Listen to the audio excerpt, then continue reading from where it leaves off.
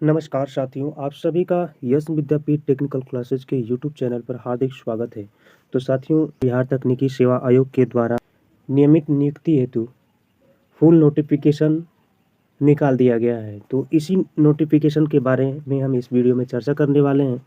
Channel पे पहली बार जुड़ रहे हैं तो चैनल को सब्सक्राइब कर दीजिएगा। चलिए नोटिस को पढ़ते हैं। तो जैसे कि आप देख पा रहे हैं कि विज्ञान प्रौद्योगिकी एवं तकनीकी शिक्षा विभाग बिहार पटना के अंतर्गत राजकीय अभियंत्रण महाविद्यालय और पॉलिटेक्निक और महिला पॉलिटेक्निक में यह अनुदेशक की भर्ती निकाली गई है, जो कि इलेक्ट्रीशियन के पदों पर नियमित भर्ती की जानी है। इसका फॉर्म आप www.btsc.bihar.government.in पे कर सकते हैं। प्रारंभिक तिथि 15/4/2026 और अंतिम तिथि 15/5/2026 है। यह भर्ती अनुदेशक इलेक्ट्रीशियन के लिए है, जिसमें वेतन स्तर 6 लेवल का है। वेतन आपको 35,400 रुपये स्टार्टिंग में मिलेंगे। शैक्षिक अर्हता यदि आप देखें तो एनसीवीटी और एससीवीटी से 1 वर्षीय या 2 वर्षीय आईटीआई का सर्टिफिकेट और मार्कशीट आपके पास होना चाहिए।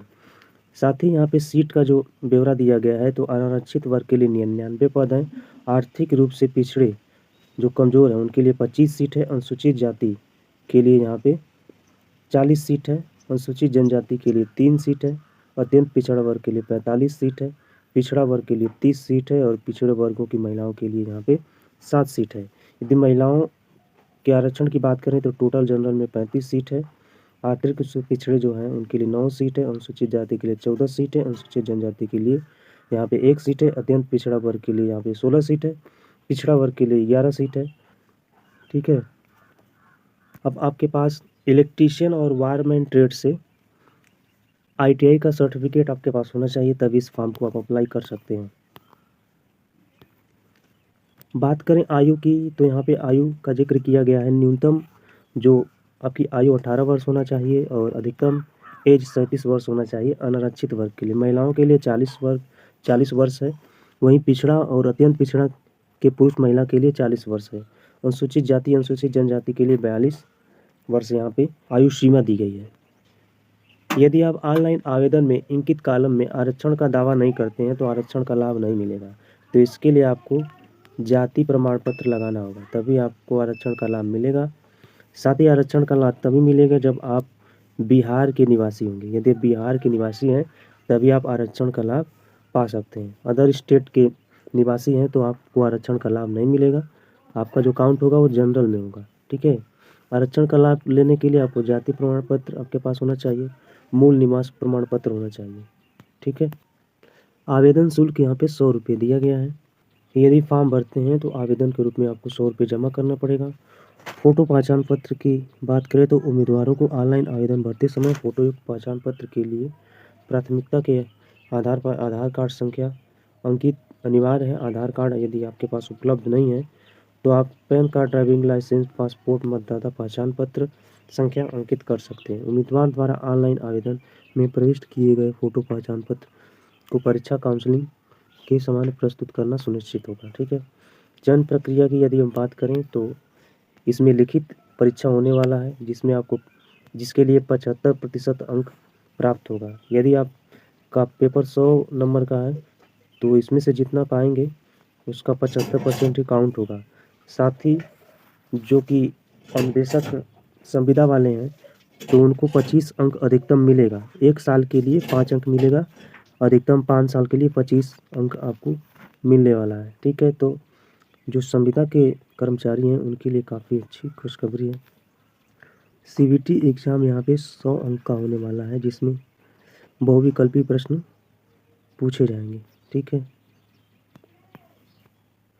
पेपर हिंदी और अंग्रेजी दोनों भाषा में होंगे। कुल 100 प्रश्न पूछे जाएंगे जो आपके पाठ्यक्रम है, पाठ्यक्रम के अनुसार ही पूछे जाएंगे। साथ ही नकारात्मक मार्क भी है। यदि आप गलत करते हैं तो नेगेटिव मार्क भी है। यदि आप एक प्रश्न गलत करते हैं तो 0.25 अंक आपके कट जाएंगे। ठीक है। तो 4 प्रश्न यदि गलत करेंगे तो 1 अंक कटेगा। तो इस तरह से आप लोग समझ लीजिए। ऑनलाइन आवेदन पत्र में योग्यता, आरक्षण, कार्यानुभव से संबंधित प्रमाण पत्र, मूल प्रमाण पत्र, 2 वर्षीय आईटीआई का अंक प्रमाण पत्र, मूल प्रमाण पत्र, जाति प्रमाण पत्र, क्रीमी लेयर, आर्थिक रूप से पिछड़े कमजोर, स्थानीय निवास प्रमाण पत्र, बिहार के स्वतंत्रता सेनानी के यदि पोते पोती हैं तो वो भी सर्टिफिकेट आपको देना होगा। दिव्यांग प्रमाण पत्र भी लगाना होगा। तो ये सब जितने भी प्रमाण पत्र हैं आपको अपलोड करना होगा। जब आप फॉर्म भरिएगा तो फॉर्म भरते समय आपको अपलोड करना अनिवार्य है। जब भी आप सर्टिफिकेट अपलोड करिएगा तो सर्टिफिकेट धुंधला नहीं होना चाहिए, ठीक है। यदि धुंधला होगा तो वेरिफिकेशन के समय भी आपकी उम्मीदवारी रद्द की जा सकती है। फॉर्म आपको www.btsc.bihar.government.in पर ही भरना है। अलग से समाचार पत्रों के माध्यम से, SMS, ईमेल के माध्यम से जो भी सूचना रहेगी आपको मिलती रहेगी। फॉर्म को भरते समय सावधानी बरतिएगा। एक बार फॉर्म भर लिए और सबमिट कर लिए तो सुधार करने का कोई अवसर आपको मिलने वाला नहीं है। तो ITI के जितने भी स्टूडेंट हैं उनके लिए काफ़ी अच्छी खुशखबरी है। एक अच्छा वैकेंसी है। यहाँ पे आपको कोई एक्सपीरियंस नहीं लगाना है, क्योंकि सबसे ज़्यादा जो कन्फ्यूजन था एक्सपीरियंस का ही था। नो एक्सपीरियंस, नो CITS की डिग्री, यानी कोई CITS की डिग्री नहीं चाहिए, ना ही कोई एक्सपीरियंस चाहिए। बस आपके पास ITI का सर्टिफिकेट होना चाहिए, या तो 1 वर्ष का हो या तो 2 वर्ष का हो। तो इस फॉर्म को आप अप्लाई कर सकते हैं, ठीक है। तो आशा करता हूँ कि एक एक बात आपको समझ में आ चुकी होगी। यदि कोई डाउट है तो कमेंट बॉक्स में कमेंट करके आप लोग पूछ सकते हैं। चैनल पे पहली बार जुड़ रहे हैं तो चैनल को सब्सक्राइब कर दीजिएगा और बेल आइकन प्रेस करके ऑल पे क्लिक कर दीजिएगा। इसी तरह का वीडियो कंटेंट इस चैनल के माध्यम से आप सबके लिए प्रोवाइड कराया जाता है।